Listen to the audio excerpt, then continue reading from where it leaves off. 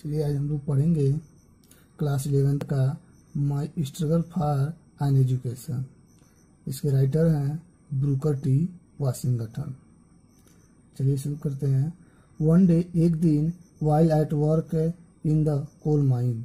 एक दिन, लेखक कहते हैं, राइटर कह रहे हैं, एक दिन जब मैं कोयले की खदान में काम कर रहा था, I happened to overhear two miners talking about a great school. I happened, मुझे घटित हुआ, टू ओवरहियर व सुनने, अर्थात मैंने सुना, टू माइनर्स की दो मजदूर, कोयले के खदान में काम करने वाले दो मजदूर, talking about a great school, एक स्कूल या एक बड़े स्कूल के बारे में बातचीत कर रहे थे। ठीक है ना। यानी एक दिन जब मैं कोयले की खदान में काम कर रहा था तो मैंने दो मजदूर को एक बड़े से स्कूल के बारे में बातचीत करते हुए सुना। फॉर कलर्ड पीपल, जो कलर्ड पीपल के लिए लोगों के लिए था, अर्थात कलर्ड पीपल मतलब काले लोगों के लिए, निग्रो जाति। समवेयर मतलब कहीं, इन वर्जीनिया मतलब वर्जीनिया में। तो मैंने दो मजदूरों को एक ऐसे बड़े स्कूल के बारे में बातचीत करते हुए सुना जो काले हब्सी लोगों के लिए था, जो कहीं वर्जीनिया पर स्थित था, वर्जीनिया में स्थित था। This was the first time, यह मेरे लिए प्रथम अवसर था, that I had ever heard any thing about any kind of school और कॉलेज। यह मेरे लिए प्रथम अवसर था जब मैंने किसी ऐसे स्कूल और कॉलेज के बारे में पहली बार सुना। दैट वॉज मोर प्रिटेंटियस, जो बहुत शानदार था, than the little coloured school in our town.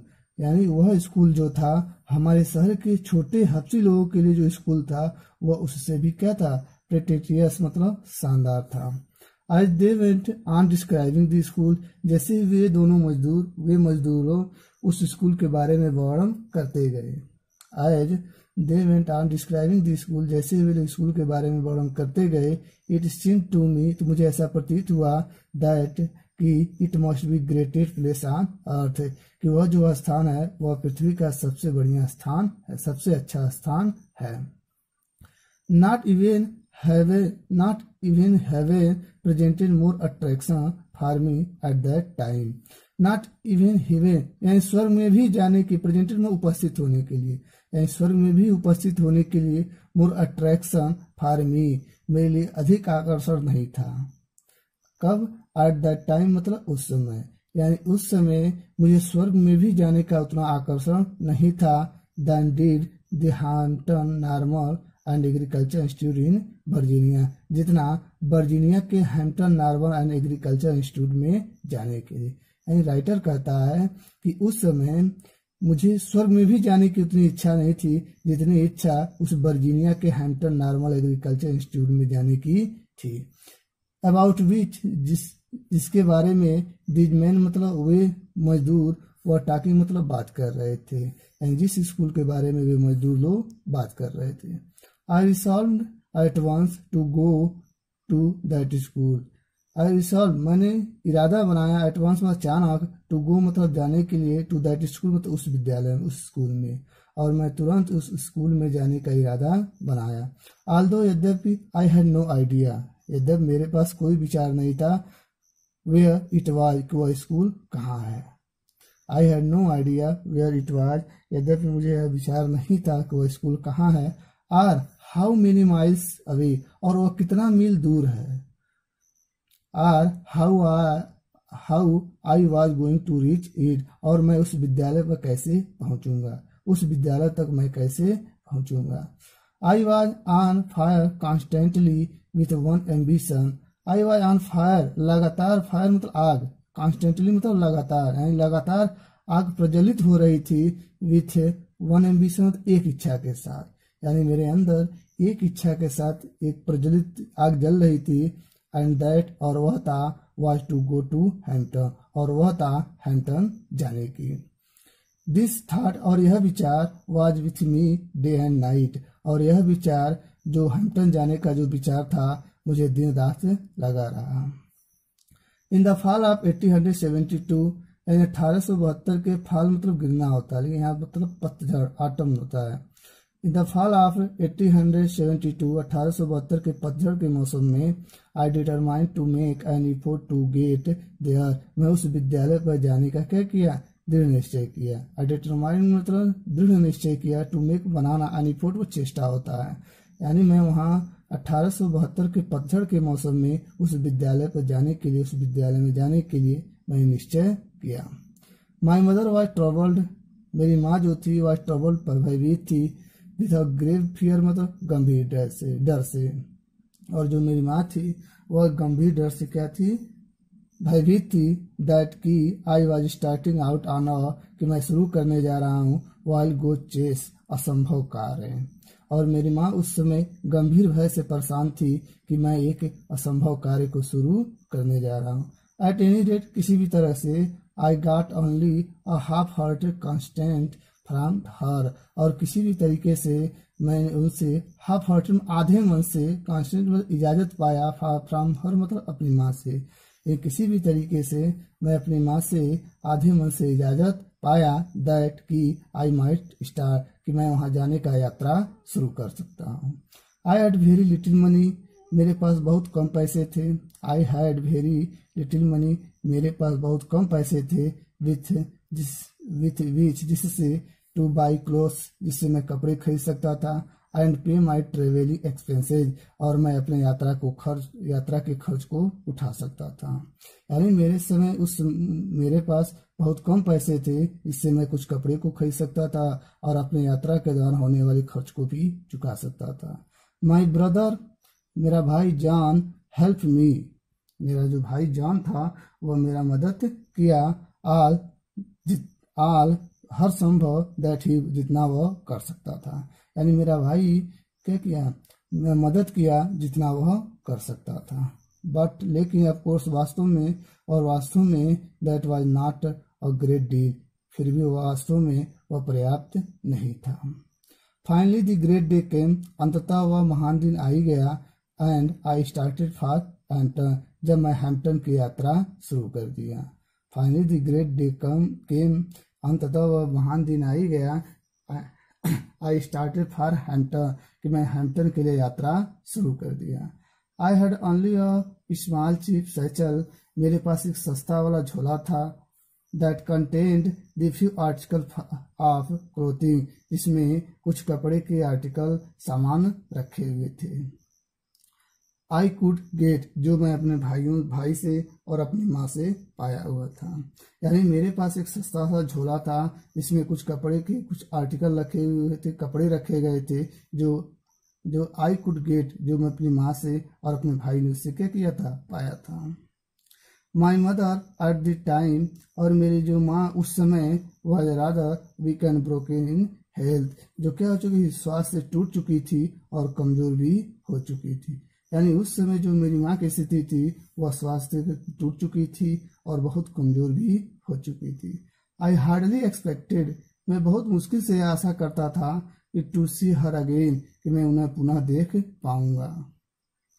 And दस, इस तरह से आवर पार्टिंग, हमारा जो अलगाव था वह ऑल द मोर सैड, अत्यधिक कष्टकारी रहा। और इस तरह से हमारा जो अलगाव था, यानी माँ से भाई से अलगाव था, जो क्या था, मोर सैड, बहुत दुखदाई हुआ।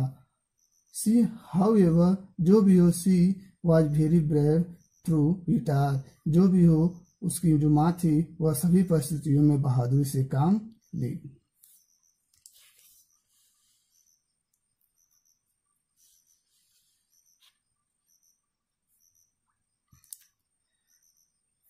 The distance from Malden to Hampton, यानी द डिस्टेंस मतलब दूरी, फ्रॉम मेल्डन, मेल्डन से, यानी मेल्डन से टू हैम्पटन, हैम्पटन तक की दूरी इज अबाउट 500 माइल्स, लगभग 500 मील दूर था। यानी मेल्डन से हैम्पटन तक की दूरी लगभग 500 माइल्स, लगभग क्या था, 500 मील दूर था। बाय वॉकिंग, पैदल चलते हुए। Begging rides both in vegans and in the cars, begging मतलब याचना करते हुए, राइड्स बोथ इन वेगन मतलब घोड़ा और गाड़ियों से, एंड इन कार्स मतलब कारों से, यानी पैदल चलते हुए, घोड़ा गाड़ी और कारों की यात्रा से याचना करते हुए, इन सम वे, किसी तरीके से, after a number of day, एक लंबे दिनों के बाद, आई rich the city of Richmond, मैं रिचमंड शहर में पहुंच गया। यानी पैदल चलते हुए, घोड़ा और गाड़ियों से यात्रा की याचना करते हुए, किसी भी तरीके से कई दिन बीत जाने के बाद I reach the city of Richmond, मैं रिचमंड शहर में पहुंच गया। वर्जीनिया, जो वर्जीनिया के हैं। About 82 miles from Hampton,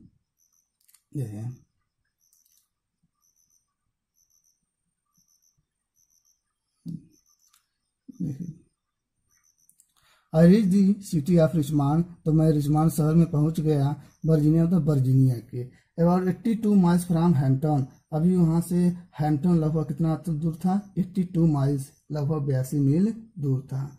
when I reach there, जब मैं वहां पहुंचा, टायर्ड, थक गया था, हंगरी, भूखा हो गया था, एंड डर्टी, और मटमैला भी हो चुका था। यानी जब मैं रिचमंड सिटी पहुंचा तो थक गया था, भूखा भी हो गया था, और कपड़े क्या हुए थे? डर्टी भी हो चुके थे। It was late in the night, और जब मैं वहां पहुंचा तो लगभग रात हो चुकी थी। I had never been in a large city, लेखक कहते हैं I had never been in a large city, मैंने जीवन में इतनी बड़ी शहर नहीं देखा, इतना बड़ा शहर नहीं देखा। And this rather added to my misery, और वहां पहुंचने के बाद जो मिजरी थी, कष्ट थी, वो क्या हो चुकी? जो मिजरी मतलब कष्ट, यानी मैंने इतना बड़ा शहर कभी नहीं देखा, और इसके अतिरिक्त जो मेरा कष्ट था और वो एडेड हो गया, बढ़ गया। व्हेन आई रीच रिचमंड, जब मैं रिचमंड पहुंचा, I was completely out of money, तो मैं पूर्ण रूप से क्या हो गया? धन विहीन हो गया। जैसे ही रिचमंड पहुंचा, I was completely out of money, मैं धन से क्या हो गया? विहीन, मेरे पास पैसे समाप्त हो गए। I had not a single acquaintance in the place, और वहां उस स्थान पर एक्वेंटेंस मतलब पहचान, जान पहचान, यानी वहां उस स्थान पर कोई एकमात्र जान पहचान वाला भी नहीं था। And be unused to city way, और मैं शहरों के जो वे मतलब रास्ता, यानी शहरों के रास्ते से मैं क्या था? अनयूज्ड था, अनजान था। I did not know where to go, और मैं अभी नहीं जानता था वेयर टू गो, कि मुझे कहाँ जाना है। I asked eight several places, मैंने कई स्थानों पर पूछा। फॉर लॉजिंग मतलब ठहरने के लिए, यानी रुकने के लिए मैं कई स्थानों पर पूछा। But they all wanted money, लेकिन वे सभी लोग पैसा मांगते थे। एंड दैट वाज, और वही ऐसी चीज थी, वाट आई डिड नॉट हैव, कि मेरे पास नहीं था। यानी मैं कई स्थानों पर ठहरने के, लॉजिंग करने के लिए पूछा, लेकिन सभी लोग पैसा मांगते थे, और वही एक ऐसा चीज था, पैसा ही था, आई डिड नॉट हैव, जो मेरे पास नहीं था। Knowing nothing is better to do, I walk to street, knowing nothing is better to, इससे करने, यानी जानते हुए, नथिंग मतलब कुछ भी, इस बेटर टू डू मतलब ऐसा करने के बजाय, आई वॉक टू स्ट्रीट, मैं गलियों में, सड़कों पर चलना जाएगा। यानी जानते हुए मुझे चलने के अलावा कोई और सहारा नहीं है, तो मैं सड़कों पर चलना जारी रखा। I must have walked the street till after midnight, I must have walked, मैं चलता रहा, द स्ट्रीट मतलब सड़कों या गलियों में, टिल आफ्टर मिडनाइट आधी रात तक, यानी आधी रात तक मैं सड़कों पर चलता रहा। एट लास्ट, अंत में, आई बिकेम एन एग्जीवेटेड, अंत में जाकर मैं क्या हो गया? थक गया। That I could walk no longer, और मुझे लंबे समय तक अब चला भी नहीं जाता था। आई वॉज टायर्ड, मैं थक गया। आई वॉज हंग्री, मैं भूखा भी हो गया था। आई वॉज एवरीथिंग, मेरे पास सब कुछ था, बट डिस्करेज, लेकिन मैं साहस विहीन था। जस्ट अबाउट द टाइम, और उसी समय, व्हेन आई रीच्ड, मैं पहुंच गया। एक्सट्रीम मतलब अत्यधिक, फिजिकल मतलब शारीरिक, एग्जीवेशन मतलब थकान, और उसी समय मैं अपने शारीरिक जो थकान था, फिजिकल थकान था, वो अपने अंतिम सीमा पर पहुंच गया।